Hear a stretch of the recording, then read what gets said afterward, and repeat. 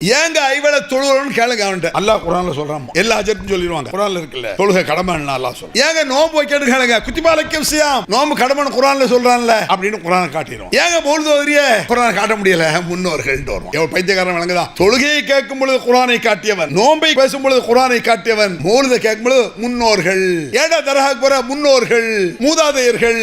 இதை இப்ராஹிம் நபி காலத்துல சொல்லியிருக்கான், லட்சக்கணக்கான ஆண்டுகளுக்கு முன்னால். இப்ராஹிம் நபி அத்தாவே ஏத்த சொன்னாரு. இப்ராஹிம் நபி சுத்தி இருக்க கூட சமூகமே அப்படிதான் சொல்லுச்சு, வஜத்னா அலைஹி ஆபானா, எங்கள் முன்னோர்கள் இப்படித்தான் நாங்க பார்த்திருக்கோம் முன்னோர்களை. இப்படி சொன்ன உடனே நம்மளுக்கு என்ன தோணும்? இதெல்லாம் செய்யாதீங்க, மௌலிது பார்த்தாலும் வேண்டாம், உருஸ்லாம் வேண்டாம், தர்கா வேண்டாம், தாயத்து வேண்டாம் சொல்லும் பொழுது என்ன இது கூடாதுங்கிற, இது எத்தனை வருஷமா வருது தெரியுமா? எங்க அத்தாவுடைய அத்தா வாப்படைய காலத்துல இருந்து வருது. சொன்ன உடனே நம்ம என்ன செய்வோம்? கொஞ்சம் பின் வாங்குவோம். அப்படி அந்த காலத்துல இருந்து வருதா அப்பன் சரின்னு மெதுவா பின் வாங்குவோம். இப்ராஹிம் இப்படி சொன்ன உடனே இப்ராஹிம் என்ன சொல்லாரு தெரியுமா? லகது குன்தும் அன்தும் ஆபாவுக்கும் ஃபிதாலிம் முபீன், நான் உங்களத்தை முட்டா பையன் நினைச்சேன், உங்க ஒப்பமாறு முட்டா பையன் அப்படிங்கிற மாதிரி பேசுறேன். நான் நீங்கள் தான் வழிகட்ட என்று நான் நினைத்தேன். உங்க மூதாரு வழிகட்டவர்கள். மூதாரு செஞ்சா ரைட் ஆயிருமா? முன்னோர் செஞ்சா முட்டாள்தனம் இருக்காதா? முன்னோர் செல்ல கூமிட்டு இருக்க மாட்டானா? முன்னோர்ல ரசூல்லா இருந்த இடத்துல தானே அபூஜஹல் இருந்தான், மூசா நபி என்ற நல்ல தூதர் இடத்துல ஃபிரௌன் இருந்தான். எல்லா நல்ல முன்னோர்களும் உண்டு, பட அயோக்கிய முன்னோர்களும் உண்டு, முட்டாள் முன்னோர்கள் உண்டு. முன்னோர்களை பின்பற்றது இஸ்லாம் அல்ல. அஸ்ஸலாமு அலைக்கும் வரஹ்மத்துல்லாஹி வபரகாத்துஹு. அன்பிற்குரிய பெரியவர்களே, தாய்மார்களே, சகோதர சகோதரிகளே, தியாகத் தலைவர் இப்ராஹிம் அலைஹிஸ்ஸலாம் என்பது எனக்கு தரப்பட்டிருக்கும் தலைப்பு. இந்த உலகத்தில் பல லட்சக்கணக்கான இறை தூதர்கள், நபிமார்கள் வந்திருக்கிறார்கள். சில நபிமார்களைத்தான் அல்லாஹ் குர்ஆனிலே சொல்கிறான், 25 நபிமார்கள். பல லட்சக்கணக்கான நபிமார்கள் வந்தும் கூட சில நபிமார்களை திருமறை குர்ஆனிலே கூறுகிறான். மின்ஹும் மன் கஸஸ்னா அலைக் ஒமின்ஹும் மன் லம் நக்ஸுஸ் அலைக். சிலர்களை பற்றி சொல்லி இருக்கிறோம், பலரை பற்றி நாம் சொல்லவில்லை என்று அல்லாஹ் குர்ஆனில் சொல்லி காட்டுறான். எதனால் என்று சொன்னால், சில நபிமார்கள் விஷயத்தை எடுத்து சொல்லியே எல்லா நபிமார்கள் வாழ்க்கையிலும் உள்ளடங்குவது போல திருமறை குர்ஆன் சொல்லிவிட்டது. எல்லா நபிமார்களுடைய கான்செப்ட், அடிப்படை இருக்கிறது, அதையெல்லாம் திருமறை குர்ஆன் தெள்ள தெளிவாக, அழுத்தமாக, ஆழமாக பேசுகிறது. இந்த இடத்தில் இறை தூதர் என்றால் யார், இறை நேசர் என்றால் யார் என்பதை சிம்பிளாக சொல்லிவிட்டு இறை தூதர் இப்ராஹிம் நபியை பற்றி பேசுகிறேன். இறை தூதர் என்பவர்கள், அதாவது நபிமார்கள், இறை தூதர் என்பவர்கள் இறைவனால் தீர்மானிக்கப்பட்டவர்கள் இறை தூதர்கள். அல்லாஹ்வால் தீர்மானிக்கப்பட்டு அல்லாஹ்வால் தேர்ந்தெடுக்கப்பட்டவர்கள் இறை தூதர்கள். இறை நேசர்கள் மக்களால் நம்பப்படுபவர்கள், அவ்வளவுதான். மக்களுடைய அனுமானம், இறைநேசர் இறைநேசர் அவுலியாக்கள், மனுஷனா நினைச்சுக்கிட்டான் அவுலியான்னு. ஆனால் இறை தூதர் அப்படி அல்ல, இறைவனால் தேர்வு செய்யப்பட்டவர்கள் இறை தூதர்கள். அதாவது இறை தூதர்களை நம்பாவிட்டால் ஒருவன் முஸ்லீம் இல்லை, அதை விளங்கணும் நீங்க. இறை நேசரை நம்பாவிட்டால் ஒன்றுமே இல்லை. எப்படி? இப்ராஹிம் நபி வச்சுக்கோ உதாரணத்துக்கு, இப்ராஹிம் நபியை நம்பாவிட்டால் ஒருவன் முஸ்லீம் இல்லை, சரியா? ஏர்வாடு இப்ராஹிம் சா தர்கா இப்ராஹிம் இருக்கார, அவரை நம்பாட்டா ஒண்ணுமே இல்லை, அப்படி வச்சுக்கிடுங்க. ஏர்வாடு இப்ராஹிம் சா அவுலியாக்க முஹித் முகஜிலாம் சொல்றாங்கல்ல, இவர்களை நம்பாவிட்டால் குற்றமில்லை, ஒன்றுமில்லை, நம்ப வேண்டிய அவசியம் இல்லை. இறை தூதர்களை நம்பாவிட்டால் முஸ்லிமே இல்லை. அப்படிதான் அல்லாஹ் திருமறை குர்ஆன்ல சொல்றான். வத்ரு அலைஹிம் நபா இப்ராஹிம், இது கட்டளை, அல்லாஹ்வுடைய கட்டளை. வஹீன்னு கேள்விப்பட்டிருக்கீங்களா? வஹி வருதுமாங்களே, அல்லாஹ் தஆலா வஹி இறக்கிருக்கான். அப்படின்னா என்ன? அல்லாஹ்வின் கட்டளை வருகிறது என்று பொருள், அல்லாஹ்வுடைய ஆணை வருகிறது என்று பொருள். கவர்மெண்ட் ஆணை இடுது, ஆணை ஓடுது இல்லைங்க. கவர்மெண்ட் கட்டளைக்கு பயப்படுறீங்கல்ல, கண்டவுடன் சுட உத்தரவு கவர்மெண்ட் சொல்லுது, போலீஸ் ஆணை பிறப்பிக்குது. 144 தடை உத்தரவு, போவீங்களா ரோட்டுக்கு? கண்டவுடன் சுட உத்தரவுனா வீட்டுக்குள்ள இருந்து எட்டி பார்ப்பீங்களா? ஏன்? பயம், கவர்மெண்டுடைய பயம், அரசு பயம். அரசை பார்த்து, ஒரு கவர்மெண்டை பார்த்து பயந்து சாவுறான். இதெல்லாம் படைத்தவனுடைய ஆணை தான் வஹீங்கிறது, கட்டளை என்பது. வத்லு அலைஹிம் நபா இப்ராஹிம், இப்ராஹிமுடைய செய்தியை எடுத்து கூறுவீராக அப்படிங்கிறான். செய்தினா என்ன? இன்றைய செய்தி நாளைய வரலாறுன்னு சொல்லுவாங்க, கேள்விப்பட்டிருக்கீங்களா? இன்றைய செய்தி நாளைய வரலாறு. அப்ப அன்றைய செய்தி இன்றைய வரலாறுன்னு நினைக்கலாம். லட்சக்கணக்கான ஆண்டுகளுக்கு முன்னால் நடந்த செய்தி இன்றைக்கு அது வரலாறு. வத்ரு அலைஹிம் நபா இப்ராஹிம், இப்ராஹிம் வரலாற்றை கூறுவீராக. இப்ராஹிம் நபியினுடைய எல்லா வகையான விஷயத்தை அல்லாஹ் குர்ஆன்ல சொல்லல, சில விஷயங்களை சொல்லி இருக்கிறான். ஒட்டுமொத்த வரலாறை புரிந்து கொள்ளலாம், அது அப்படி இருக்கும். ரத்தின சுருக்கம் குர்ஆன் சொல்லுமே, இப்ராஹிம் நபியை பற்றி ஒரு 10-12 இடத்துல தான் வரும் குர்ஆன்ல. அதை வைத்துக்கொண்டு அந்த வர்ற எப்படி வாழ்ந்திருப்பார் இப்ராஹிம் நபியை படம் பிடித்து காட்டி விடுவான் அல்லாஹ். இப்ராஹிம் நபியுடைய ஸ்டைல் தனி, ஒரு வித்தியாசமாக இருந்தது இப்ராஹிம் நபிக்கு. ஒரு இடத்துல சொல்றான் அல்லாஹ், இந்த வசனத்தை பாருங்க. சும்மா அவ்ஹைனா இலைக்க, நபியே உனக்கு நாம் கட்டளை இடுகிறோம், வஹி அறிவிக்கிறோம். உமக்கு நாம் கட்டளை இடுகிறோம், ஆணை இடுகிறோம். அனைத்தபஅ மில்லத்த இப்ராஹிம், இப்ராஹிம் வழியை நீர் பின்பற்ற வேண்டும் என்பது என்னுடைய கட்டளை அப்படிங்கிறான் அல்லாஹ். எப்படிப்பட்ட வார்த்தை பாருங்க. முகமது நபி இப்ராஹிம் வழியை பின்பற்றணுமா அப்படிங்கிற சாதாரண விஷயமா? பின்பற்றியிருக்காங்க நிறைய விஷயத்தில். இந்த நகை வெட்டுறது கேள்விப்பட்டிருக்க, நகை வெட்டுறது சுன்னத்து அப்படிம்போம், முடிகளைறது சுன்னத்தும்போம். இதெல்லாம் சுன்னத்துன்னு கேள்விப்பட்டிருப்பிய. நாம் ரசூலுல்லாஹ் சுன்னத்து என்று சொல்லக்கூடிய சிலவற்றை இப்ராஹிம் நபியுடைய சுன்னத் என்று சொல்வார்கள் நபிகள் நாயகம் ஸல்லல்லாஹு அலைஹி வஸல்லம். இப்பொழுது நான் ஒரு வசனத்தை ஓத போறேன், நீங்க எல்லாரும் கேள்விப்பட்டிருப்பீங்க. இன்னல்லாஹு மலாயிகத்தஹு யுஸல்லூன அலன் நபி யா அய்யுஹல்லதீன ஆமனு ஸல்லு அலைஹி வஸல்லிமு தஸ்லீமா. இதுவும் அல்லாஹ்வுடைய கட்டளை தான். அல்லாஹ் இந்த நபியின் மீது ஸலவாத்தை செய்கிறான், அருள் செய்கிறான். மலக்குகள் அல்லாஹ்விடத்தில் யா அல்லாஹ் இந்த முஹம்மது நபிக்கு அருள் செய்வாயாக என்று கேட்டார்கள். முஸ்லிம்களை, முஃமின்களை, ஈமான் கொண்டவர்களே, இந்த நபியின் மீது ஸலவாத்தை சொல்லுங்கள் அப்படிங்கிறான் அல்லாஹ் குர்ஆன்ல. இதை எப்போ சொன்னா அல்லாஹ் 1400 ஆண்டுகளுக்கு முன்னால் இப்படி ஒரு வசனத்தை கட்டளை அல்லாஹ் விடுறான். சஹாபாக்களுக்கு ஸலவாத்னா என்னன்னு தெரியல, புரியுதா? சஹாபாக்களுக்கு ஸலவாத்னா தெரியல. ரசூலுல்லாஹ்க்கு அல்லாஹ் குர்ஆன்ல அப்படி சொல்றான், மா தத்ரீமல் கிதாப் வல் ஈமான், வேதம் என்றால் என்ன என்று நபி உமக்கு தெரியாமல் இருந்தது. ஈமான் என்றால் என்ன, வேதம் என்றால் என்ன, இஸ்லாம் என்றால் என்னன்னு ரசூலுல்லாஹ்க்கு தெரியாது. நான் தான் கொஞ்சம் கொஞ்சமாக சொல்லி தந்தாங்கிறான் அல்லாஹ். அதுபோல சஹாபாக்களுக்கு என்ன தெரியாது? ஸலவாத்து தெரியல. இன்னைக்கு நம்மளுக்கு தெரிஞ்சிருக்கு, வாழையாக இன்னைக்கு ஸலவாத் வந்துருச்சு. முதலில் ஸலவாத்து சொல்லணுங்கிறான் அல்லாஹ். சஹாபாக்கள் ரசூலுல்லாஹ்ட்ட போனாங்க. சஹாபாக்கள் யார்? எழுத தெரிந்தவர்கள், எழுதியதை பார்த்து படிக்க தெரிந்தவர்கள். ரசூலுல்லாஹ் யார்? எழுதவும் தெரியாது, எழுதியதை பார்த்து படிக்கவும் தெரியாது. படிப்பாளிகள் எல்லாம் படிக்க தெரியாத ரசூலுல்லாஹ்ட்ட போய் தான் சட்டத்தை கேட்கணும். இதுதான் ரூல் இஸ்லாத்தில். நீ எவ்வளோ பெரிய படிப்பாளியாக இருந்தாலும் சரி, உன் படிப்பை இஸ்லாத்தில் சட்டத்தை சொல்ல முடியாது. எவ்வளோ பெரிய அறிவாளியாக இருந்தாலும் என் தூதர் என்ன சொல்கிறான்னு போய் பாரு, நான் அவர்கிட்ட சொல்லியிருக்கேன். யார சொல்லலாம், கைஃப நுஸல்லி அலைக்க, நபியே உங்கள் மீது ஸலவாத்து சொல்வதென்றால் எப்படி சொல்ல வேண்டும் என்று சொல்லித்தாருங்கள். அல்லிம்னா யா ரசூலல்லாஹ், எங்களுக்கு கற்றுத்தாருங்கள் என்றார்கள். யாரே சஹாபாக்கெல்லாம் மொத்தமாக போய் கேட்குறாங்க, ஸலவாத்துனா என்ன சொல்லித்தாங்க. அப்பன் சொன்னது தான், அல்லாஹும்ம ஸல்லி அலா முஹம்மதின் வ அலா ஆலி முஹம்மதின் கமா ஸல்லைத அலா இப்ராஹீம் வ அலா ஆலி இப்ராஹீம் வ பாரிக் அலா முஹம்மதின் வ அலா ஆலி முஹம்மதின் கமா பாரக்த அலா இப்ராஹீம் வ அலா ஆலி இப்ராஹீம். வருதா? இந்த ஸலவாத் எப்போ சொன்னது? இந்த வசனம் இறங்கி ஸலவாத்னா எங்களுக்கு தெரியாது யார் சொல்லலான்னு சொல்லி ரசூலுல்லாஹ் சொல்லி கொடுத்த ஸலவாத். நம்மளை அறியாமல் தினமும் இந்த ஸலவாத்து தொழுகையில் நாம் ஓதுகிறோம். எவ்வளோ பேர் ஓதுகிறோம்? இன்றைக்கி உலகத்தில் இருக்கக்கூடிய முஸ்லீம்கள் எவ்வளோ பேர்?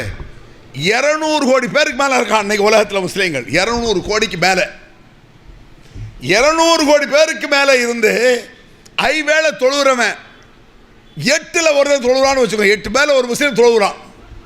அப்போ 25 கோடி பேர் தொழுவான் உலகத்தில்.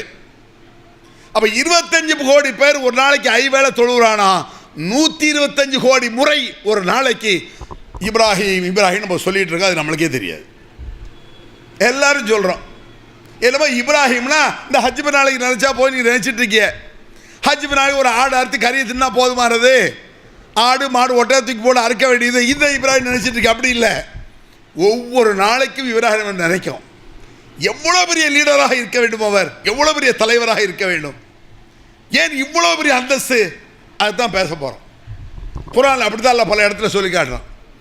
125 கோடி முறை ஒரு நாளைக்கு சொல்லப்படுதுன்னா ஒரு மாதத்துக்கு என்னாச்சு, ஒரு வருஷத்துக்கு என்னாச்சு? நம் வாழ்நாளில் பல கோடி கோடி கோடி கோடி முறை இப்ராஹிம் நபி நினைவுபடுத்தப்படுகிறார். நபிகள் நாயகம் ஸல்லல்லாஹு அலைஹி அவர்கள் இந்த உலகத்திற்கு வந்து 1400 வருஷம் எத்தனை கோடி முஸ்லீம் வந்திருப்பான். இன்னைக்கே 200 கோடி இருக்கானே, இனிமே எத்தனை கோடி பேர் வர்றான் கற்பனை கேட்டுமா? கம்ப்யூட்டரோட கணக்கு பார்க்க முடியாது. அத்தனை கோடி கோடி கோடி கோடி முறை சலவாத்தை சொல்கிறோம். அந்த சலவாத்தில் இப்ராஹிம் நபி வந்து போகிறார், நினைவுக்கு வந்து போகிறார். வேறு யாருக்கும் இவ்வளோ பெரிய சிறப்பு இல்லை. அந்த சலவாத்தில் என்ன அர்த்தம் தெரியுமா? சலவாத்னா நீங்கள் என்னமோ நினச்சிட்டிய. சலவாத் என்பது அல்லாஹ்விடத்தில் நாம் செய்யக்கூடிய துஆ, அவ்வளோதான். சலவாத்னா என்ன? நாம் செய்யக்கூடிய பிரார்த்தனை. என்ன பிரார்த்தனை? யா அல்லாஹ், இப்ராஹிம் நபிக்கும் இப்ராஹிம் நபியுடைய குடும்பத்திற்கும் நீ அருள் செய்ததை போல் எங்கள் முகமது நபிக்கும் அவர் குடும்பத்துக்கும் அருள் செய்வாயாக. துஆ. ஏன் துவான்னு தெரிய மாட்டேங்குது தெரியுமா மக்களுக்கு?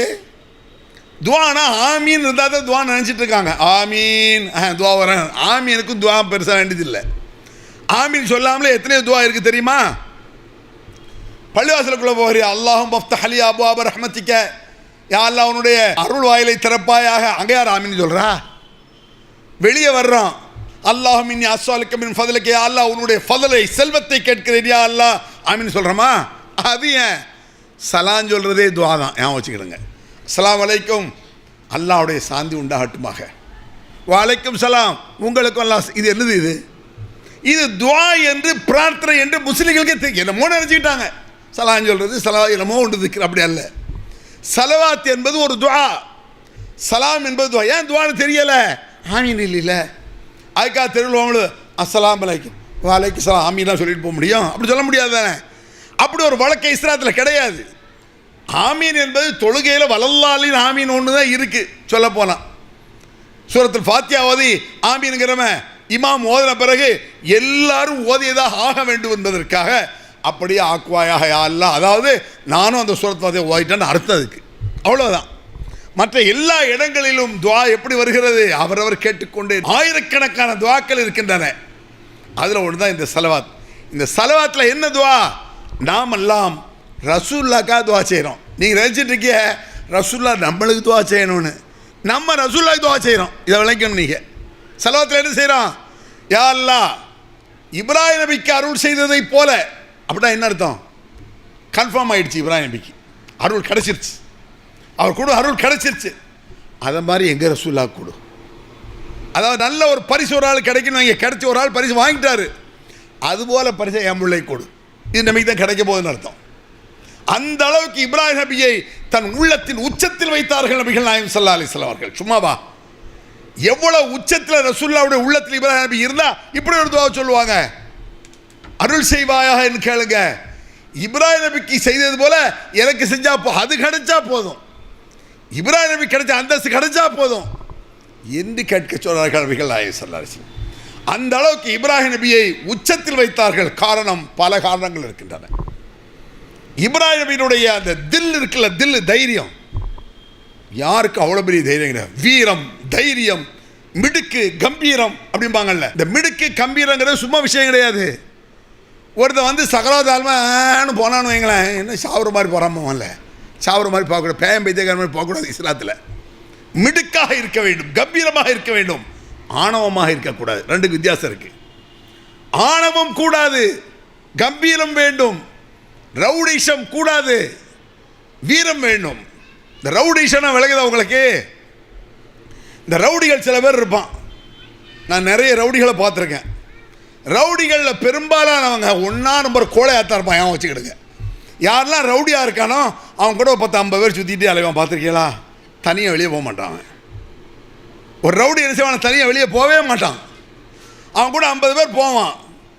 இவன் ரவுடி நினைப்பான் நம்மளை காப்பாற்றுறதுக்கு 50 பேர் நம்ம பின்னால் இருக்கான். அந்த 50 கிறுக்கு பேர் நினைப்பான் நம்மளுக்கு அண்ணன் இருக்காரு அப்படின்னு சொல்லிட்டு அலைவான். இது பைத்தியக்கார பேரோடு அர்த்தம். ரவுடிகள் தைரியசாலிகள் கிடையாது. ரவுடிசம் இஸ்லாத்தில் கூடாது. தைரியம் என்பது வேறு. வீரம் என்பது ஒரு கொள்கையை உயிரே போலாலும் சரி என்று சொல்வதுதான் தைரியம் என்பது. என்னுடைய கொள்கையிலிருந்து நான் மாற மாட்டேன் என்பதை அழுத்து திருத்தமாக சொல்வதுதான் தைரியம் என்பது. மிடுக்கி என்பது மிடுக்கி இருந்தது. நபிகள் நாயகம் ஸல்லல்லாஹு அலைஹி வஸல்லம் இருக்காங்கல்ல, இப்ராஹிம் நபியை பின்பற்றணும்னு அல்லாஹ் சொல்றான்ல. நபிகளாருடைய மிடுக்கு தெரியுமா? வீரம். மிடுக்குனா என்ன? போலீஸ் ஸ்டேஷனில் போய் பாருங்க, அங்கே கண்ணாடியில் எழுதி போட்டிருப்பாங்க, நீர் மிடுக்குடன் இருக்கிறீரா. ஒவ்வொரு போலீஸ் வந்து டிப்டாப்ட்டு நான் மிடுக்குடன் தான் இருக்கேன்னு போவார். ஏன்னா அதை பார்த்தவொன்னு ஒரு உணர்ச்சி, நீர் மிடுக்குடன் இருக்கிறீரா அப்படின்னு எழுதி போட்டிருப்பாங்க. ஏன்? போலீஸ்காரன் மிடுக்கா இல்லாட்ட திருட என்ன செய்வான்? திருட மிடுக்கா இருக்கான். போலீஸ்காரர் சொங்கி மாதிரி போனாலும் நடக்குமா? புடுறா அவனை சுடுறா அப்படின்னா பயப்படுவான். அப்போ மிடுக்கு என்பது இஸ்லாத்தில் முக்கியமானது. கம்பீரம் என்பது இஸ்லாத்தில் முக்கியமானது. பாருங்க, நபிகள் நாயகம் ஸல்லல்லாஹு அலைஹி வஸல்லம் அவர்கள் ஜும்மா மேடையில் இருந்தான். ஜும்மாக்கு பேச போகிறாங்கல்ல, ரசூல்லா எப்படி பேசுவார் நீங்கள் நினச்சிட்டு இருக்கீங்க தெரியுமா? நம்ம அஜர்பார் இருக்காங்கல்ல, பருவம் தலப்பா கட்டிக்கிட்டு, உலகண்டி தலப்பா, முட்டுக்கால கீழே ஜிப்பா போட்டுக்கிட்டு, தஸ்மினி வச்சுட்டு அல்ஹம்துலில்லாஹ் இப்படி ஓதுவாங்கன்னு நினச்சிட்டு இருக்கீங்க. அப்படி கிடையாது. நபிகள் நாயகம் ஸல்லல்லாஹு அப்படி இருந்ததே கிடையாது. கன்னஹு முன்திருல் ஜெய்ஷ், இராணுவ வீரர்களுக்கு எச்சரிக்கை செய்யக்கூடிய தளபதியை போல இருப்பார்கள் நபிகள் நாயகம். சஹாபி அறிவிக்கிறார். மக்களுக்கு இஸ்லாத்தை சொல்லும் பொழுது, உபதேசத்தை சொல்லும் பொழுது, ஒரு வசனத்தை சொல்லும் பொழுது மிடுக்காக இருப்பார்கள். கேப்டன் அப்படிங்கிறான்ல, இராணுவ வீரர்களுக்கு எச்சரிக்கை. கேப்டன் மைய வீட்டில் அழுத மாதிரி இருக்கக்கூடாது. மைய வீட்டில் அழுதுற பார்த்துருக்கீங்களா? மௌத்து வீட்டில் யார் கவலையாக போகிறான்? மௌத்து வீட்டுக்கு போகிறது வந்து நம்மளுக்கு நாளைக்கு மரணம் வந்துடும், யார் இந்த உலகத்தில் இருக்க போகிறான் என்ற பயம் வர்றதுக்கு தான் மௌத்து வீடு. நம்ம அதுக்கெல்லாம் பெரும்பாலும் போல யார் எப்படி அழுகுறான்னு பார்ப்போம். அப்படி வரோம். எங்கள் ஏரியாவில் எங்கே அப்படின்னு தெரியல. எங்கள் ஏரியா திருநெல்வேலி மாவட்டம், தென்காசி மாவட்டத்தில் என்ன மைய வீட்டில் போய் எப்படி அழுகுறாங்கன்னு பார்ப்போம். அந்த அழுகை இருக்க உண்மையிலே அது அழுகையாகவே இருக்காது, பொய்யாத்தான் இருக்கணும். பக்கத்தில் உள்ளவ சொல்லுவா, அழுது புலம்புவா, அடுத்த வாரம் தான் நம்ம பிள்ளைக்கு கத்தலாம் வச்சுருக்கோம், அதுக்குள்ளே அந்த அல்லாவுக்கு பொறுக்கலையா, எங்கள் தா பேட்டியே, எங்கள் வாப்பா பேட்டியே இப்படி அழுவாளுவோம். ஒரு பக்கத்தில் உள்ள பொம்பளை என்ன சொல்லலாம், சாயா குடிச்சிட்டு அழுவுமா, டீ சாயா குடிச்சிட்டு அழுவு, எனக்கு சாயாவா பெருசு, சரி கொண்டா எங்கள் வாப்பா எங்கள் தா அப்படி அழுவாங்க. எதுக்கு சொல்கிறது தெரியுமா? இந்த ராகம் போட்டு பழகி, மெட்டு ராகம் பாட்டு போட்டு பழகி ஒரு மைய வீட்டில் கவலை வரணும். இறந்து போனார். இதை பார்க்க ஒரு குரூப் போனால் ஏன் பார்க்க போகிறாங்க? அங்கே அழுகுற ஆளுக்க நம்மளை கவனிக்க தான் வந்திருக்காங்கன்னு யார் அழுகையில் யார் போட்டியே நடக்கும். மாமிக்காரிக்கும் மருமகளுக்குமே போட்டி நடக்கும். எங்கே ஏரியாவில் இங்கே எனக்கு தெரியாது. இந்த மாதிரி இந்த ராகம் மனிதனை கெடுத்து குற்றச்சராக்கிறோம். இஸ்லாமிய கான்செப்ட் அப்படி கிடையாது. ராகத்துக்கெல்லாம் இஸ்லாத்தில் முக்கியத்துவம் கிடையாது. ராகத்துக்கு பாட்டுக்கெல்லாம் மதிப்பே கிடையாது இஸ்லாத்தில். நல்ல இருந்தால் கேட்டுட்டு போ. இஸ்லாத்தில் முக்கிய பங்கு கிடையாது ராகம். அப்படி ஸ்டைலே இஸ்லாத்தில் கிடையாது. கம்பீரம் தான் இஸ்லாம். காரணம் முன்திரு ஜெய்ஷின் இராணுவ வீரர்களுக்கு எச்சரிக்கை செய்யக்கூடிய தளபதி, கேப்டனை போல நபிகள் பெருமானார் இருப்பார். இப்ராஹிம் இஸ்லாமுடைய ஸ்டைலே அதுதான். கம்பீரமாக இருப்பார்கள், மிடுக்காக இருப்பார்கள், ஆணவமாக இருக்க மாட்டார்கள், அகம்பாவமாக இருக்க மாட்டார்கள். மிடுக்கு வேறு, அகம்பாவம் வேறு. பெருமை என்பது இஸ்லாத்தில் கூடாது. பாருங்க, இப்ராஹிம் அலைஹிஸ்ஸலாம் சில வசனங்களையா நான் சொல்லிட்டு வர்றேன். இந்த எல்லா வசனங்களும் எப்படி ஒன்றோடு ஒன்று ஜாயிண்டாக இருக்குன்னு பாருங்க. பல்வேறு இடத்துல அல்லாஹ் சொல்கிறான். இப்ராஹிம் நபி தன் தந்தையை நோக்கி சொன்னார், அத்தாவை வாப்பவை. அத்தாவை பார்த்து சொன்னார், நம்மளாம் அப்படி சொல்ல முடியாது. என்ன சொன்னார்? யா பத்தி லா தஅபுதி ஷைத்தான். அத்தா வாப்பா, ஷைத்தானை வணங்காதீர்கள். நீங்கள் என்ன ஷைத்தானை போய் வணங்கிட்டு இருக்கீங்க? அவர் கடவுள் நினைச்சு வணங்கிட்டு இருக்காரு.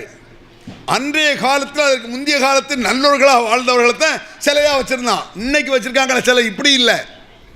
இன்னைக்கு சிலை வணக்கம் இருக்க, இன்னைக்கு சாமி இருக்க, அந்த ஸ்டைலில் இல்லை. சொல்ல போனால் இப்ராஹிம் நபிக்கே சிலை வச்சுட்டான். அது தெரியுமா உங்களுக்கு? இப்ராஹிம் நபி இருக்கார்ல, இறை தூதர், சிலை வனத்தை அடித்து நொறுக்க வேண்டும் சொன்ன இப்ராஹிம் நபியை காபாக்குள்ள, மக்கா காபத்துல்லா இருக்குல்ல, மஸ்ஜிதுல் ஹராம், ஹஜ்ஜுக்கு போகிறோமே, அதுக்கு உள்ளே வச்சிருந்தான். ரசூல்லா வெற்றி அடைந்து உள்ள நுழையும் பொழுது இப்ராஹிம் நபி சிலை இருந்தது, இஸ்மாயில் நபி சிலை இருந்தது உள்ள. அதை பார்த்தவொன்னே ரசூல்லா வந்து, அட பழுவாய் பயிலுவோ, என்ன இப்படி பண்ணிட்டாங்களே? சிலையை பார்த்து ஆச்சரியப்படவில்லை, சிலை இருந்த கோலம் எப்படி வச்சிருந்தான் தெரியுமா? இப்ராஹிம் நபி ஜோசியக்கார மாதிரி வச்சுட்டான். இவன் ஜோசியம் பார்க்கறான், யூதர்கள்லாம் ஜோசியம் பார்த்தான், நசாராக்கள் ஜோசியம் பார்த்தான். இந்த ஜோசியம் பார்க்கறத நல்லதுன்னு சொல்லணும். என்ன செஞ்சான்? இப்ராஹிம் நபியை ஜோசியம் பார்த்தாருன்ட்டான். அவருடைய சிலையை ஜோசியம் பார்ப்பதை போல ரசூலுல்லாஹ் என்னடா படுவாய் போலவோ, இந்த இணை வைத்தில் அடித்து நொறுக்க வந்த இப்ராஹிம் அவரே ஷிர்க் வச்சாருன்ட்டானே. ஏன்? ஒரு அயோக்கியத்தனத்தை நல்லவர் பேரில் தான் நடத்துவோம். ஏன் வச்சுக்கிடுங்க, சித்தரிக்கிறான்ல ஒரு நல்ல ஆள் அப்படி செஞ்சாரு, நல்லவரை காட்டிதான் அயோக்கியத்தனத்தை மக்கள் மத்தியில் விதைப்பான். இது எல்லா விஷமிகள் செய்வது. கெட்டவன் மேலே சொன்னால் மக்களை ஏற்றுக்க மாட்டான். அதுபோல் இப்ராஹிம் நபியினுடைய சிலையை அப்படி வச்சுட்டான். அப்போ இப்ராஹிம் அலைஹிஸ்ஸலாம் என்ன சொல்றாரு? யா அபத்திலா தாபுதி ஷைத்தான், ஷைத்தானை வணங்காதீர்கள். நல்லா கவனிச்சுக்கிடுங்க. நாகூர் தர்கா உதாரணத்துக்கு, அல்லது உச்சகட்டமான அவுலியா தீர்வோம் முஹைதீன் அப்துல் காதிர் ஜீலானி, அவர் தான் ஹெட் ஆஃப் தி டிபார்ட்மெண்ட். அவர் தான். அதுக்காக அவர் சொல்ல அவர் மேலே தனிப்பட்ட கோபம்லாம் எனக்கு இல்லை. ஹை லெவலாக இருக்கிற இன்றைக்கி உலகத்தில் யார்? முஹைதீன் அப்துல் காதிர் ஜீலானிக்கு சொல்கிற மாதிரி உலகத்தில் வேறு யாருக்குமே கதை கிடையாது. அது தெரியுமா உங்களுக்கு? அவ்வளோ பெரும்பெரும் கதையெல்லாம் இருக்குது. அந்த கதையை சொன்னா இப்ராஹிம் நபி சரித்திரத்தை சொல்ல முடியாது. அதை இன்னொரு நாளைக்கு பார்த்துக்கலாம். அவன் முஹைதீன் அப்துல் காதிர் ஜீலானி ஹை லெவலில் வச்சுட்டு இருக்கான், உச்சாட்டமாக வைக்கிறான், பல அவுலியாக்களை வைக்கிறான். நாகூர் தர்கா முன்னால் போய் நின்றுட்டு இருக்க யாராவது போய் ஏன் ஷைத்தாண்ட போய் கையேந்த போறேன்னு சொல்ல முடியுமா? பார்த்தீர்களா படுபாவிகள், தௌஹீத் ஜமாத்காரன் அவுலியாக்களை ஷைத்தான்ட்டான் அப்படி சொல்லலை. அறிவில்லாம் பேசக்கூடாது. நிறைய பேர் அறிவில்லாம் பேசுவான். அடே அல்லாவை தவிர இவர் யாரிடத்தில் கையேந்தினாலும் அந்த வணக்கம் ஷைத்தானிய வணக்கம். கதி இஸ்லாம் முகமது நபியோட கையேந்தாலும் ஷைத்தான் வணக்கம் தான். அது ஏன் வச்சுக்க, பெத்த தாயை கூட வணங்கக்கூடாது இஸ்லாத்தில். கட்டின புருஷனை வணங்க முடியாது. இஸ்லாத்தில் இணை வைத்தல் கூடும் என்றால் எல்லா பெண்களுக்கும் நான் சொல்லியிருப்பேன், கணவனின் காலில் விழுங்கள் என்று. இஸ்லாத்தில் ஷிர்க் கூடாது. எந்த பெண்ணும் புருஷன் காலில் விழக்கூடாது. மற்ற மதங்கள் அது இருக்கும். தெய்வம் தொழாள் கொழுனன் தொழுதுழுவார் பெய்யன பெய்யும் மழைன்னு குரலில் கூட அப்படி ஒரு திருக்குறள் கூட அப்படி இருக்கு. தெய்வம் தொழாள் கொழுனன் தொழுதுழுவாள் பெய்யன பெய்யும் மழை. அர்த்தம் என்ன? கடவுளை தொழாத ஒரு பொம்பளை தெய்வம் தொழாள், கடவுளை தொழ மாட்டேங்கா. கொழுனன் தொழுதுழுவாள், புருஷனை தொழுதால், புருஷனை வணங்கினால், புருஷனை வணங்கணுமா, பெய்யன பெய்யும் மழை. அந்த பொம்பளை மழை பெய்யட்டும்னா பெஞ்சிருமா. புருஷனை வணங்கினா புருஷனும் கடவுள், வணங்குறதுனால நீனும் கடவுள், இப்படி பெய்யும். மனிதன் என்பவன் தெய்வமாகலாம் பாடுபடுத்திருக்கானா? மனிதன் என்பவன் தெய்வம், எல்லாத்தையும் கடவுள்ட்டான். சில இடத்துல பிள்ளைய கடவுளுமா. இதோ என் தன் தெய்வம் முன்னாலே, குழந்தைய பார்த்து. பூஜைக்கு வந்த மலரேவான்னு ஒரு பாட்டு உண்டு. மலர் கொள்ள வந்த தலைவாவா, மனம் கொள்ள வந்த இறைவாவா, புருஷனை சொல்றான். பொண்டாடி பார்த்து ஈன்ற தாயை நான் கண்டதில்லை, எனது தெய்வம் வேற எங்கும் இல்லை, என் பொண்டாடி தான் தெய்வங்கிறான். ஆக எல்லாத்தையும் சொல்லி மனிதன் என்பவன் தெய்வமாக கிறுக்கு பிடிச்சிருச்சு அந்த பேரோளுக்கு. எல்லாரும் மனுஷன், நீனும் கடவுள், ஆனும் கடவுள், அவனும் கடவுள். அறிவில்லாதவன் எப்படின்னா மனுஷன் கடவுளாக முடியும்? இந்த கோட்பாடு மனித கடவுளாக முடியும் என்ற கோட்பாட்டை தரைமட்டமாக்கியது இப்ராஹிம் அலைஹிஸ்ஸலாம் கனல்லா. தந்தையை சொன்னார், யாபதி, அப்பாவே, அத்தாவே, ஷைத்தானை வணங்காதீர்கள். இது என்ன வணக்கம்? இது நீங்களே வச்சுக்கிட்டு நீங்களே வணங்குவீங்களா? நம்ம சமுதாயம் இப்படி கிடக்கு. அவர் ஊர், அவர் சொந்தம், அவர் பொந்தம் எல்லாம் அதை கும்பிட்டுக்கிட்டு அடக்கான். அதை போய் ஷைத்தான் வணங்காரு. அத்தா என்ன சொல்றாரு அப்படி சொன்னோன்னு அத்தா விடுவாரா? அத்தா இந்த மாதிரி செய்யல, மூளை கடந்த மோசமான ஆளு இப்ராஹிம். அத்தா படு மோசமான ஆளு. அவர் என்ன சொல்றாரு பாருங்க. யா இப்ராஹிம், இப்ராஹிம் லைல்லம் தன்தஹி லார்ஜுமன்னக வஹஜுன்னி மலியா. இது போல சொல்வதை விட்டுவிடு, இல்லை என்றால் கல்லால் எறிந்து கொள்வேன், பூஜில முழிக்காத அப்படிங்கிற மாதிரி சொல்ல. கிட்ட வராத போது ஒரு நபியின் தந்தையினுடைய புத்தியை பாருங்க. எவ்வளோ பெரிய இறைத்துவதன்னு அல்லாஹ் சொல்றான். முகம்மதே என் இப்ராஹிமுடைய வழியை பின்பற்றுங்கிறான். ரசூல்லா அல்லாஹ் இப்ராஹிம் சொல்றாங்க. இவ்வளவு மகத்தான மாபெரும் மாபெரும் வீரராக இருந்த இப்ராஹிம் அலைஹிஸ்ஸலாம் அப்பனுக்கு புத்தி இல்லை பாருங்க. அவ அப்பா என்ன சொல்றாரு? கல்லால் எரிஞ்சு கொண்டு ஓடுவேன், தொலைஞ்சிரு அப்படிங்கிறார். இன்னொரு இடத்துல பாருங்க, ஒரு அதர பழசு அட்டுவாதம்னு ஒன்று இருக்கு. அட்டுவாதம், அழுக்குவாதம், அட்டுவாதம் ஒன்று இருக்கு. கேள்விப்பட்டீங்களா? என்ன வாதம்? அட்டுவாதம். எல்லாம் சொல்லக்கூடிய அட்டுவாதம் என்று தெரியுமா? முன்னோர்கள்னு தூக்கிட்டு வருவான். எதை இருந்தாலும் எவன்கிட்ட நேரடியான ஆதாரம் இல்லையோ, குரானில் ஆதாரம் காட்ட முடியலை, நபி வழியில் ஆதாரம் காட்ட முடியலைன்னு என்ன ஆதாரம் தூக்கிட்டு வருவான்? நம்ம முன்னோர்கள் ஏயா மோழ்துவாருன்னு கேளு. இல்லை இன்னொரு பாயிண்டை வச்சுக்கிறேன். ஏங்க ஐவேளை தொழுகிறோன்னு கேளுங்க. அவன்கிட்ட ஐவேளை ஏன் தொழன்னு கேளுங்க. அல்லாஹ் குரானில் சொல்கிறாம்மா. எல்லா அஜர்த்தும் சொல்லிடுவாங்க. குரானில் இருக்குல்ல, தொழுகை கடமைன்னு அல்லாஹ் சொல்கிறான். ஏங்க நோம்பு வைக்கணும்னு கேளுங்க. குத்திபாலைக்கும் விஷயம் நோம்பு கடமைன்னு குரானில் சொல்கிறான்ல அப்படின்னு குரானை காட்டிடுவான். ஏங்க மோழ்துவரிய குரானை காட்ட முடியலை, முன்னோர்கள்ட்டு வருவான். எவ்வளோ பைத்தியக்காரன் விளங்குதா? தொழுகையை கேட்கும் பொழுது குரானை காட்டியவன், நோம்பை பேசும் பொழுது குரானை காட்டியவன், மோழுதை கேட்கும் பொழுது முன்னோர்கள். ஏடா தரகாக்கு போகிற முன்னோர்கள், மூதாதையர்கள். இதை இப்ராஹிம் நபி காலத்தில் சொல்லியிருக்கான், லட்சக்கணக்கான ஆண்டுகளுக்கு முன்னால். இப்ராஹிம் நபி அத்தாவே ஏற்ற சொன்னார். இப்ராஹிம் நபி சுற்றி இருக்கக்கூடிய ஒரு சமூகமே அப்படி தான் சொல்லிச்சு. வஜத்னா அலைஹி ஆபானா, எங்கள் முன்னோர்கள் இதை இப்படி தான் நாங்கள் பார்த்துருக்கோம். முன்னோர்களை இப்படி சொன்ன உடனே நம்மளுக்கு என்ன தோணும்? ஆரம்பத்தில் இதெல்லாம் செய்யாதீங்க, மோழுது பார்த்தாலும் வேண்டாம், உருசலாம் வேண்டாம், தர்கா வேண்டாம், தாயத்து வேண்டாம் சொல்லும் பொழுது என்ன இது கூடாதுங்கிற, இது எத்தனை வருஷமாக வருது தெரியுமா? எங்கள் அத்தாவுடைய அத்தா வாப்படைய காலத்துலேருந்து வருது சொன்ன உடனே நம்ம என்ன செய்வோம்? கொஞ்சம் பின்வாங்குவோம். அப்படி அந்த காலத்துலேருந்து வருதா, அப்போ சரின்னு மெதுவாக பின்வாங்குவோம். இப்ராஹிம் இப்படி சொன்ன உடனே இப்ராஹிம் என்ன சொல்லாரு தெரியுமா? லகது கொண்டு ஆபாவுக்கு ஃபிதாலின் முபீன், நான் உங்களை தான் முட்டா பையன் நினச்சேன், மொப்பமாறு முட்டா பையன் தானா அப்படிங்கிற மாதிரி பேசுகிறார். நீங்கள் தான் வழிகட்ட என்று நான் நினைத்தேன், உங்கள் மூதாரும் வழிகட்டவர்கள். மூதாதையர் செஞ்சதா ரைட் ஆயிருமா? முன்னோர் செஞ்சால் முட்டாள்தனம் இருக்காதா? முன்னோர் செல்ல கூப்பிட்டு இருக்க மாட்டானா? முன்னோரில் ரசூல்லா இருந்த இடத்துல தானே அபுஜெயில் இருந்தான். மூசா நபி என்ற நல்ல தூதர் இடத்துல ஃபிரௌன் இருந்தான். எல்லா நல்ல முன்னோர்களும் உண்டு, பட அயோக்கிய முன்னோர்களும் உண்டு, முட்டாள் முன்னோர்கள் உண்டு. முன்னோர்களை பின்பற்றுவது இஸ்லாம் அல்ல, முன்னோர்கள் வழி இஸ்லாம் அல்ல. முன்னோர்களை பின் ஒரு இடத்துல பாருங்க, அவரோ கான ஷைத்தான எதுவும் இல்லாத பிசைர், இவர்கள் முன்னோர் என்று சொல்கிறார்களே. அல்லாஹ் குர்ஆன்ல சொல்றான். இதை இந்த வசனம் நல்ல கவனிங்க.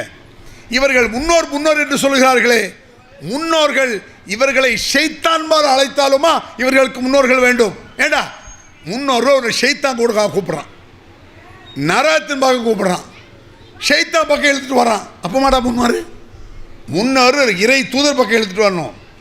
முன்னோரை ஏற்றுக்கலாம் எப்போ? அல்லாஹ்வின் பக்கம் சொன்னால் ஏற்றுக்கலாம், அவன் தூதரை எடுத்து சொன்னால் ஏற்றுக்கலாம். எந்த முன்னோர்? உங்கள் அத்தாவுடைய அத்தா குர்ஆன்ல இருந்து சொன்னால் ஏற்றுக்கணும், ஹதீஸ்ல இருந்து சொன்னால் ஏற்றுக்கணும். குர்ஆன் ஹதீஸ்ல சொல்லாட்டி என் தாத்தாவுடைய தாத்தாவில் போயா வேலையை பார்த்துட்டு நீ செய்யக்கூடிய ஷைத்தானுடைய வேலை என்று இப்ராஹிம் அலைஹிஸ்ஸலாம் பேசினார். அது கொண்டு வந்து ஆபாவுக்கு ஃபிதாலின் முபீன். அதுக்கு இதெல்லாம் எப்படி பிரச்சாரத்தை ஆரம்பிக்கிறாங்க, தாத்தாட்ட எப்படி ஆரம்பிக்கிறாங்க, தந்தைகிட்ட எப்படி ஆரம்பிக்கிறாங்கன்னு பார்த்தீங்களா? சொல்கிறாங்க இப்ராஹிம் அலைஹிஸ்ஸலாம், தல்லாஹில் அக்கீதன் அஸ்லாமக்கும் பாதான் சொல்லு முதுபிரி, நீங்கள் முதல்ல இந்த ஊரை விட்டு ஒரு நாளைக்கு போங்கடா, அப்போ வச்சுக்கிறேன் அப்படிங்கிறார். முக்கியமான ஒரு பாயிண்ட். எல்லாம் போய்கள் எல்லாம் ஊரோடு போவாங்க பார்த்துருக்கீங்களா?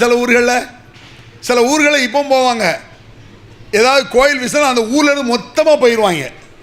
நாகூர் தர்காவில் கந்தூரி வைங்களேன், சுற்றுச்சலாம கிராமம் அத்தனை பேரும் அந்த இதுக்கு வந்துடுவாங்க. எதுக்கு? அந்த ரதம் இழுப்பாங்கள, ரதம்னா என்னது? ஒவ்வொரு ரதமாக இழுப்பாங்களங்க. கப்பல்லாம் ஒரு ரதம். உலகத்திலே தரையில் கப்பல் ஓடுறது நாகூராக தான் இருக்கும். தரையில் கப்பல் ஓட மாட்டா, அதில் ரதம் எழுத்துட்டு வருவான். இந்த மாதிரி ஊரே திறனு போய் கிடப்பான். இப்ராஹிம் நபி சொல்கிறார், நீ ஊரை விட்டு ஒரு நாளைக்கு போங்கடா வச்சுக்கிறேன். ஃபராகையில் ஆலிஹத்திஹிம், அவர்களுடைய கடவுளின் பக்கத்தில் வந்தார். அவன் கடவுள்னு பயங்கரமாக நினைச்சிட்டு இருக்கான்ல, உச்சாட்ட கடவுள்னு நினைக்கான், மாபெரும் சக்தி ஆற்றல் பெற்ற கடவுள் அப்படின்னு நினைக்கான். அது கிட்டே வந்தார் இப்ராஹிம். அல்லாஹ் சொல்கிறான், இப்ராஹிம் நபி செஞ்ச மாதிரி நம்மளாம் செய்ய முடியாது, செய்யக்கூடாது. ஏன்? இப்ராஹிம் நபியுடைய தில்லில் லட்சத்தில் ஒன்று கூட நம்மகிட்ட இருக்காது. ஏன் வச்சுக்கிடுங்க, ஏதோ கொஞ்சம் அவரை முன்மாதிரியாக வச்சு கொஞ்சம் தைரியம் வரலாம். இந்த தைரியம்லாம் வராது. நம்மளுக்கு அப்படி ஒரு ரூலே கிடையாது இஸ்லாத்தில். இப்ராஹிம் நபி என்ன செய்கிறாரு? அவருடைய கடவுளின் பக்கத்தில் சென்று சொன்னார், ஃபக்கால் அலா தாக்குலும் மாலக்கும் லா தன்தகும் ஃபதரபஹு தர்பம் பில் யமீன். அந்த கடவுளின் பக்கத்தில் சென்று சொன்னார், சாப்பிட மாட்டீர்களா? என்ன ஒன்றும் சொல்ல மாட்டேங்கிய, அப்படிங்கிற இது அர்த்தம் என்னன்னு தெரியுமா? இது இப்படி சொல்கிறத விட ப்ராக்டிக்கலாக சொல்கிறேன். தர்கா இருக்குல்ல, தர்கா லோக்கல் தர்காவை வச்சுக்கிடுங்க. லோக்கலில் தர்காக்கள் இருக்கும்.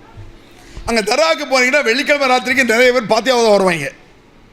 சர்க்கரை எல்லாத்தையும் கொண்டு வருவாங்க, பழங்களை கொண்டு வருவாங்க, பேர்த்தம்பழம் அல்ல வாழைப்பழத்தை கொண்டு வருவாங்க. அவங்கள்ட்ட போய் இந்த பழம் யாருக்குன்னு கேளுங்க. அவுலியாவுக்கு நேர்ந்திருக்கேன்பாங்க. இந்த பழத்தை யாருக்கு நேருவாங்க? இந்த தர்கா அவுலியாவுக்கு நேர்ந்திருக்கேன். அப்படிங்களா? ஒரு பழத்தை தாங்கன்னு கேளுங்க. ஒரு பழத்தை பேசிக்கிட்டு தர்கா கிட்ட போய் அந்த கவர் பக்கத்தில் போய் அந்த அவுலியாட்ட, அவுலியாவே இந்த பழத்தை சாப்பிடுங்களேன். மாலக்கும் லாத்தனை என்னையா ஒன்றும் சொல்ல மாட்டேங்க, கேட்கறதுல பதில் சொல்லு. லர்பம்பிள்ளியமே அறை விட்டார்னு வருது, ஓங்கி ஒரு அரை கபரை டப்புன்னு அடிச்சு சாப்பிடியா. இப்படி நம்ம செஞ்சால் என்ன சொல்லுவான்? நம்மளை திமிர் பிடிச்சவன்பா, தெனா வெட்டும்மா, திமிர் பிடிச்சவங்க. இதை இப்ராஹிம் நபி செய்தார். நம்மளால் அப்படி செய்ய முடியாது. லட்சக்கணக்கான பேர் சேர்ந்து போனால் கூட நாகூர் தர்காவை இடிக்க முடியாது. அந்த இதில் நம்மளுக்கு கிடையாது. லட்சக்கணக்கான பேர் போய் நிற்கிறோம், சேர்ந்து நாகூர் தர்காவை இடிச்சிட முடியுமா? ஆனால் இந்த நாட்டில் லட்சக்கணக்கான போய் நின்று பாபர் மசூதி இடித்தான். தீவிரவாத கும்பல் போய் இடித்தது. நான் முஸ்லீம்கள் அப்படி செய்யலை. எந்த கோயில் நம்ம இடிக்க போகல, எந்த தர்கா நம்ம இடிக்க போகல. லட்சக்கணக்கான போர் போய் நின்று தீவிரவாத கும்பல் பாபர் மசூதி இடித்தது.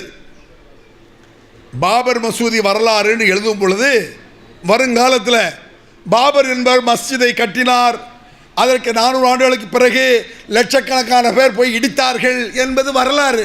அது மாதிரி வரலாறு சொல்கிறோம், கோவப்படுறதுல அர்த்தம் கிடையாது. தீவிரவாதத்தை பேசவில்லை, நடந்த நிகழ்ச்சி. இப்படி நடந்தார், இப்படி நடத்தினார், இப்படி இருந்திருக்காரு. நீ லட்சக்கணக்கான பேர் போய் செஞ்ச, அவர் ஒத்த ஆள் செஞ்சார். அப்படிங்கிறான். லட்சக்கணக்கில் போய் நின்றுக்கிட்டு அதிகாரத்தோடு அதிகார மமதையில் ஆடினார்கள், அரசு சப்போர்ட்டோடு.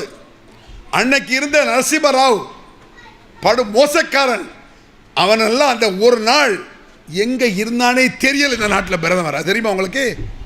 அந்த ஒரு நாள் பிரதமர் நாக்காளி சும்மா கிடந்தது. நாக்காளி ராவ் தான் அவன் சொல்ல போனான். அந்த ஒரு நாள் ஆளை காணா போச்சு. அவ்வளோ பெரிய அயோக்கியத்தனம் இந்த நாட்டில் நடந்தது.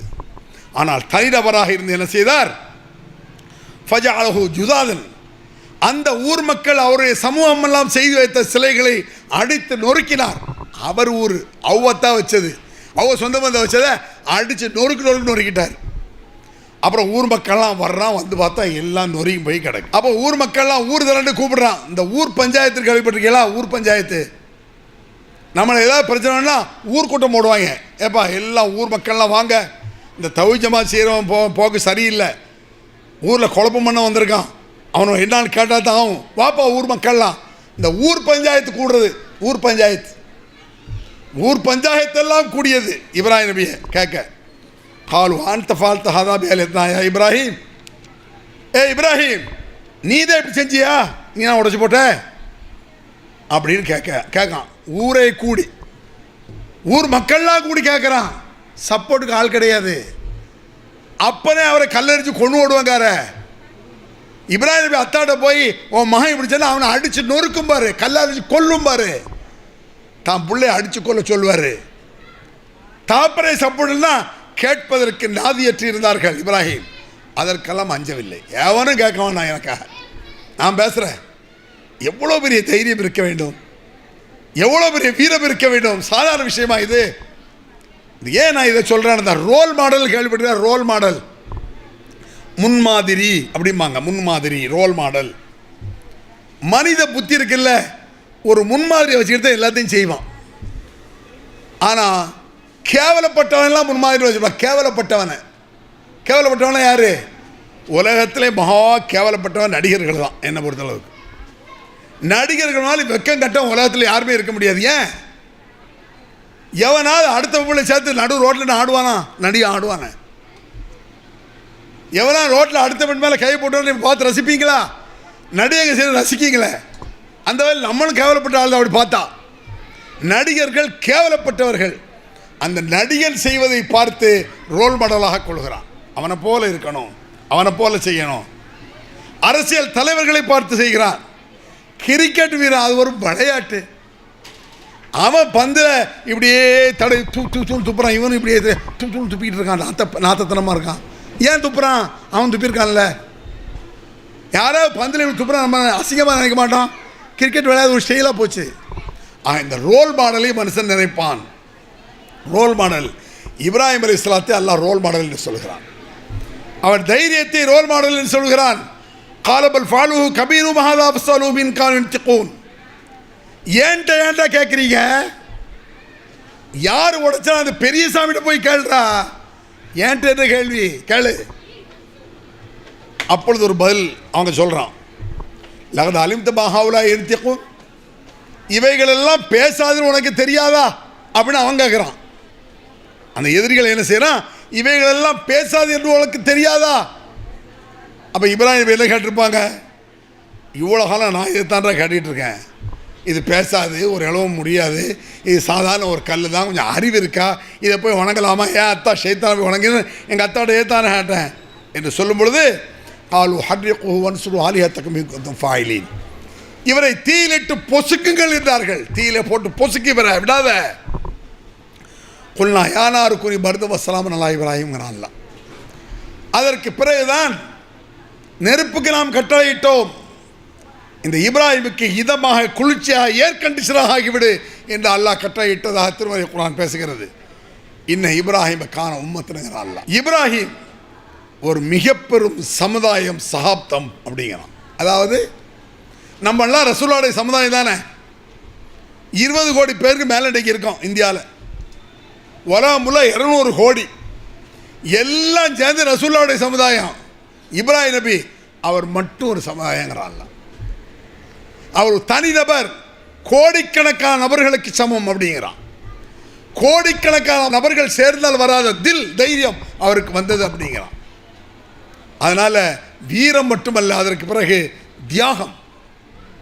ஏன் தியாகிங்கிறான் அவரை இப்ராஹிம் நபியை? வீரம் இருந்தால் பெருமை இருக்கும் மனுஷருக்கு. ஒருத்தர் பெரிய வீரனாக இருக்கான்னு வைங்களேன், அவன்கிட்ட பெருமை இருக்கும். என்னை யார் மிஞ்ச முடியும், வாங்கடா பார்க்கலாம் அப்படிமா. வீரமும் இருந்து பெருமை இல்லாமல் இருந்தவர் இப்ராஹிம் அலைஹிஸ்ஸலாம். பொறுமையாக இருந்தார்கள் இப்ராஹிம் அலைஹிஸ்ஸலாம். அந்த பொறுமையை பற்றி சில விஷயங்களை சொல்லி முடிச்சிடுறேன்.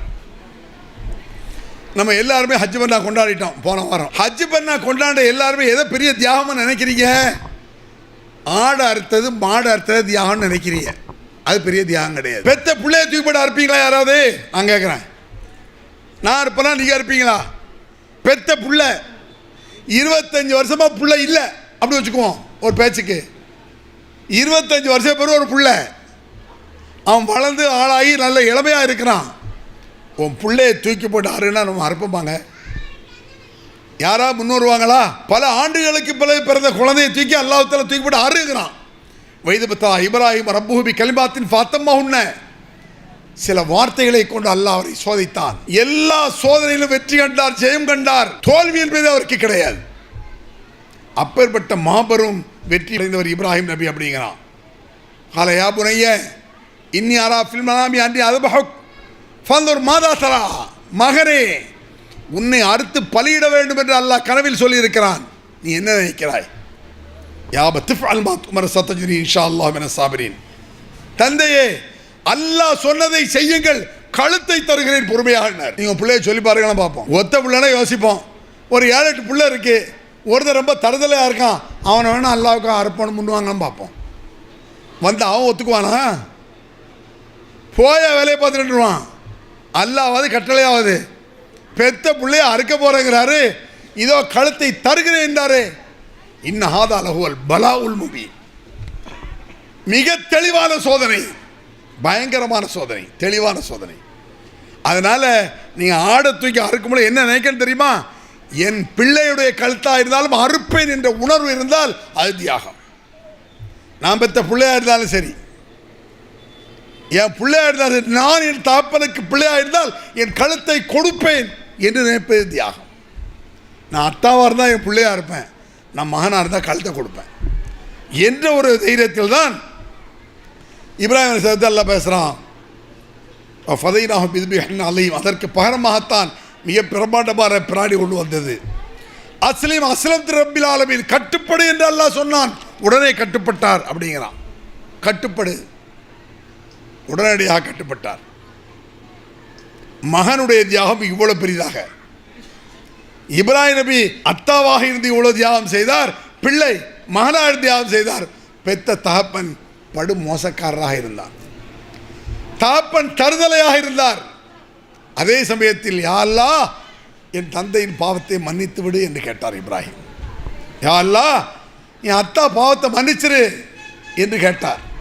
அல்லாஹ் சொல்றான், ஃபலம்மா தபையன அன்னஹு அதுவுல்லில்லாஹ் தபர்ரா மின்ஹு இன்ன இப்ராஹிம் லஅவ்வாஹுன் ஹலீம். இப்ராஹிமுக்கு தன் தந்தை அல்லாஹ்வின் விரோதி என்பதை தெளிவாக தெரிந்த பொழுது, அல்லாஹ்வுடைய விரோதின்னு தெரிஞ்சதில்ல, உடனடியாக பாவ மன்னிப்பு கேட்டதை விட்டு விட்டார். அல்லாஹ்வுடைய விரோதி அப்பதான் அல்லாஹ் அக்பர் நஊது பில்லாஹ். எங்கள் அத்தாவுக்கான பாவ மன்னிப்பு கேட்ட தப்பு, யா அல்லாஹ் கையெழுத மாட்டேன். ஏன் எனக்கு தாப்பேன், அல்லாஹ்க்கு விரோதி இல்லை. இதைத்தான் நபிகள் பெருமானார் பின்பற்றி சொன்னார்கள். ஒரு சாபி வந்து கேட்டார் ரசூலுல்லாஹ், ஐ நபி யா ரசூலல்லாஹ், என் தந்தை எங்கே இருக்கிறார் யா ரசூலல்லாஹ் அப்படின்னு கேட்கிறார். சொர்க்கமா நரகமான்னு கேட்கார். ஃபின்னார் நரகத்தில் அப்படின்ட்டாங்க ரசூலுல்லாஹ். உங்க அத்தா நரகம்னு சொன்னா யாருக்கா ஜீர்ணிக்க முடியுமா? மனசு எவ்வளோ கஷ்டப்படும். அவர் நொந்து போயிடுறார்.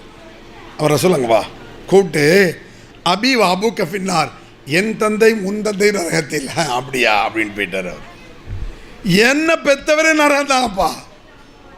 இந்த உலகத்திற்கே தூதர், உமா அர்சல்னாக இல்லா ரஹ்மத்துல் ஆலமீன், உலகத்திற்கு அருளாக அனுப்பப்பட்டவர் நபிகள் நாயகம் அல்லாஹ் ரப்புல் ஆலமீன் முஹம்மது நபி ரஹ்மத்துல் ஆலமீன். ஆலத்திற்கே ரஹமத்தாக இருந்தார்கள்.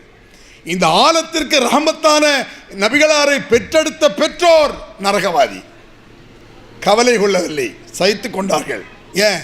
இப்ராஹிம் நபி அப்படி தான் போச்சிருக்காங்க.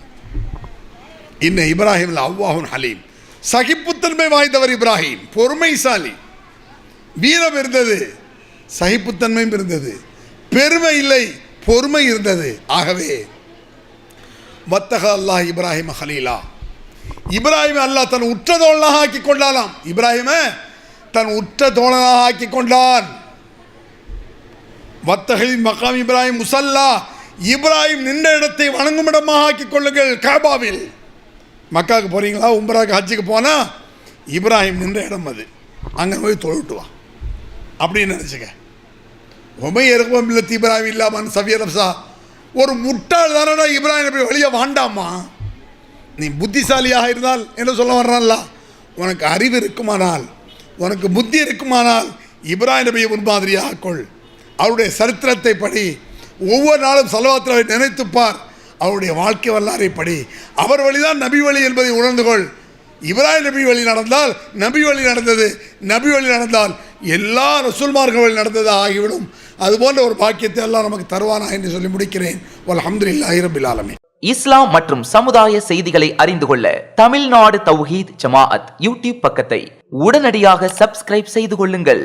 மேலும் பெல் பட்டனையும் கிளிக் செய்து கொள்ளுங்கள்.